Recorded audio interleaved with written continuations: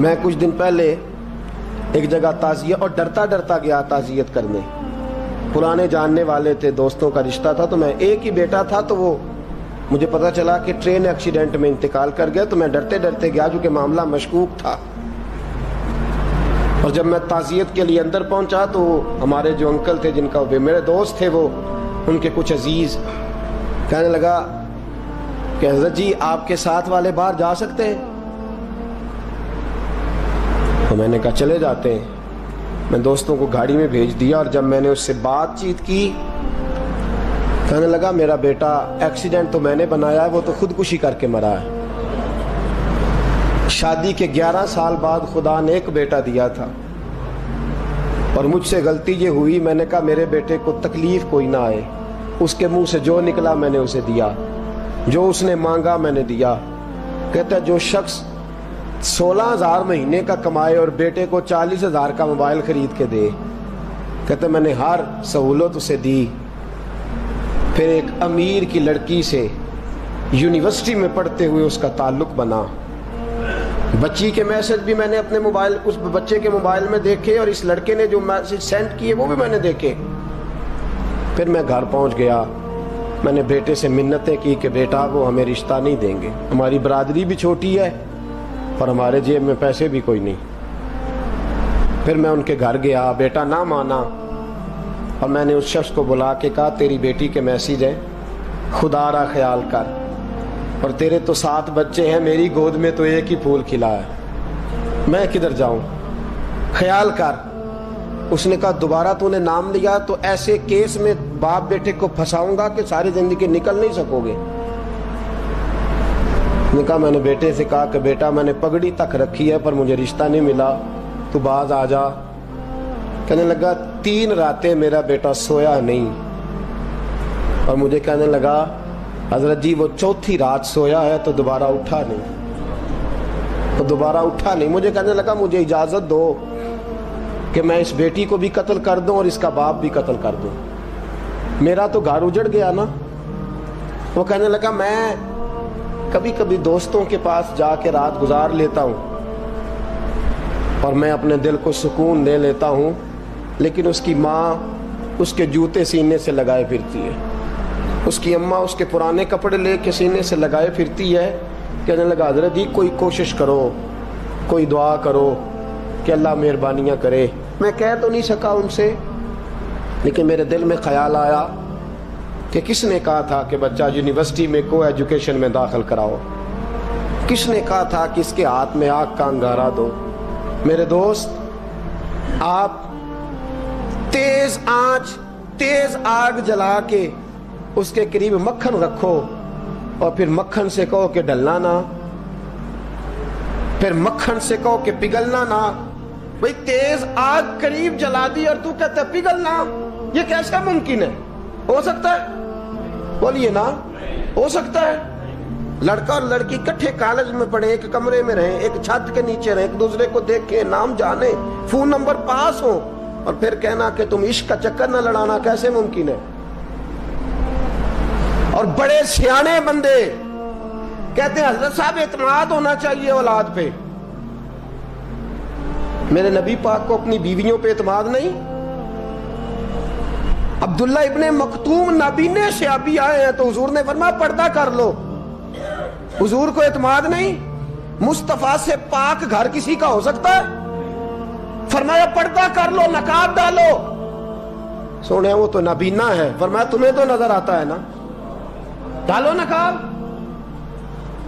یہ اعتماد ہونا چاہیے.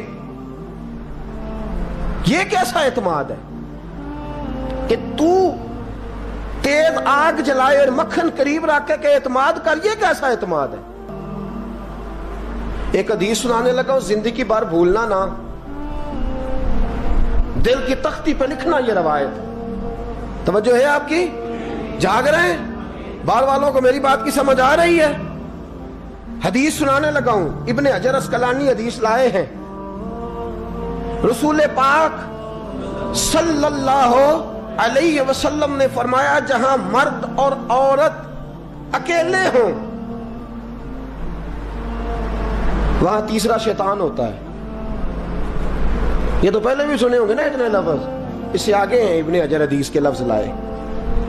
یا رسول اللہ صلی اللہ تعالی علیہ وسلم، مرد اور عورت اکیلے ہوں تو تیسرا شیطان ہوتا ہے؟ حضور نے فرمایا ہاں. عرض کی حضور اگرچہ وہ نیک ہو،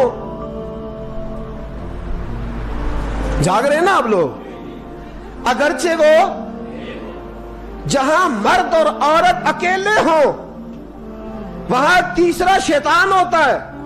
حضور اگر وہ نیک ہوں لکھ لو دل کی تختی پر، میرے رسول نے فرمایا اگر عیسیٰ کی ماں مریم بھی ہو اور زکریا کا بیٹا یحییٰ بھی ہو تو میں ان دونوں کو بھی اکیلا بیٹھنے کی اجازت نہیں دے سکتا.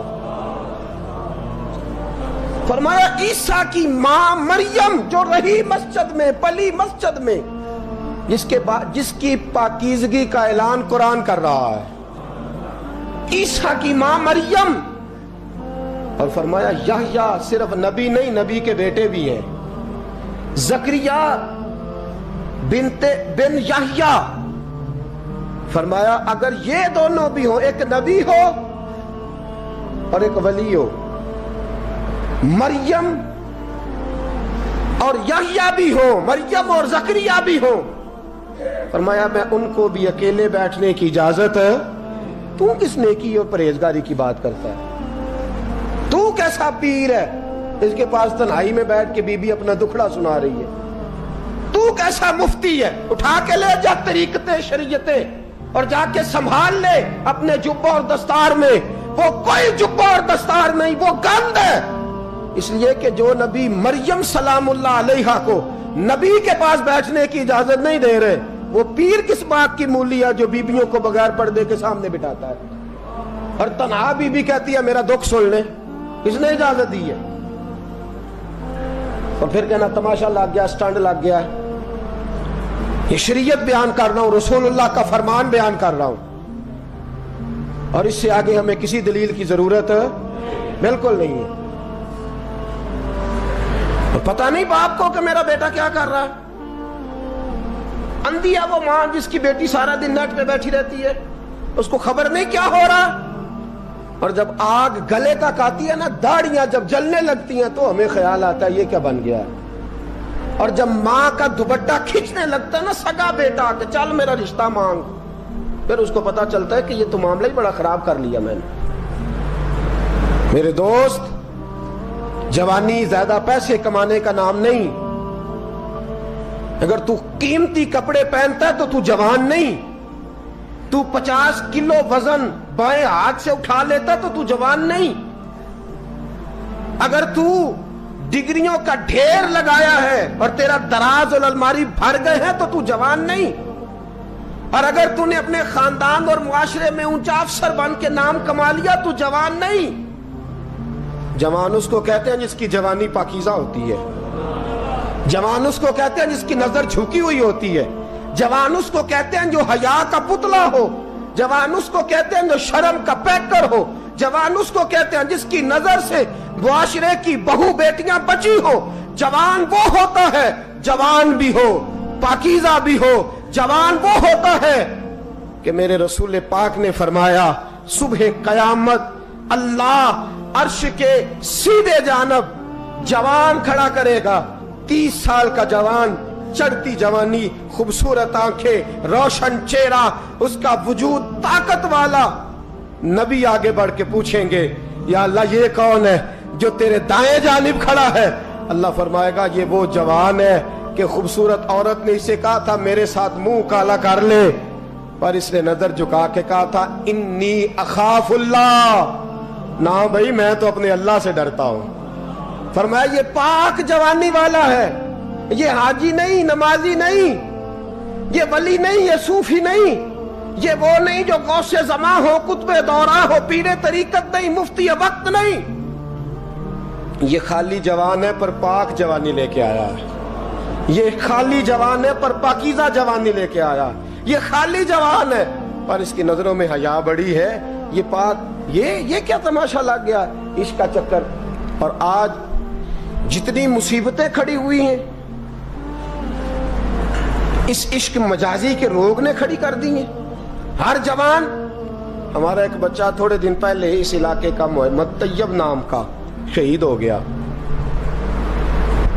وہ ایک کونے میں رہنے والا، ایک محلے میں ایک چھوٹے سے کونے میں رہنے والا بچہ تھا نا. میرے ساتھ دوست موجود ہیں. صبح سے لے کر ساری رات میں افسوس کرتا رہا میں جنازے میں کیوں نہیں گیا، میں جنازے میں کیوں نہیں گیا. وہ بچہ پاک فوج کا وہ شہادت اختیار کر گیا تو فخر سے سر بلند کر گیا اپنا. لیکن جو بی بی کے لیے ساری رات روتے رہتے ہیں وہ شہید ہو سکیں گے؟ جو ساری رات ٹھنڈ میں کھڑے ہو کے عورت کے ساتھ گفتگو کرتے رہتے ہیں اور جو سارا دن دل میں گند رکھتے ہیں بی بی کے لیے، ان کے ہاتھ میں تلوار آئے گی؟ یہ بہو بیٹیوں کی عزتیں بچا سکیں گے؟ عافیہ صدیقیہ جیلوں میں جل گئی امریکہ کی، اور وہ جب بھی خط لکھتی تھی کہتی تھی کوئی محمد بن قاسم نہیں بچا، وہ کہتی تھی کوئی شہاب الدین غوری نہیں بچا. اور وہ جب بھی، اب تو خیر اس کا ذہنی توازن ہی کام کرنا چھوڑ گیا، وہ بی بی جب بھی خط لکھتی تھی نا اہل پاکستان کو تو کہتی تھی پاکستان والوں بتاؤ کیا تمہارے اندر کوئی بھی خالد بن ولید کا ماننے والا نہیں؟ کیا کوئی نہیں تمہارے اندر جو علی کے نام کا نعرہ لگانے والا ہو؟ کوئی نہیں بچا جو فاروق اعظم کی سیرت کو فالو کرنے والا ہو؟ کوئی لاؤ جس کے ہاتھ میں تلوار ہو اور مجھے سمجھ آئے کہ یہ وہ ہے جو حسن اور حسین کا نام لینے والا ہے. کوئی نہیں بچا. اس لیے کہ گندگی دماغ میں، گندگی دل میں، گندگی روح میں تو اس کام کے لیے آیا تھا.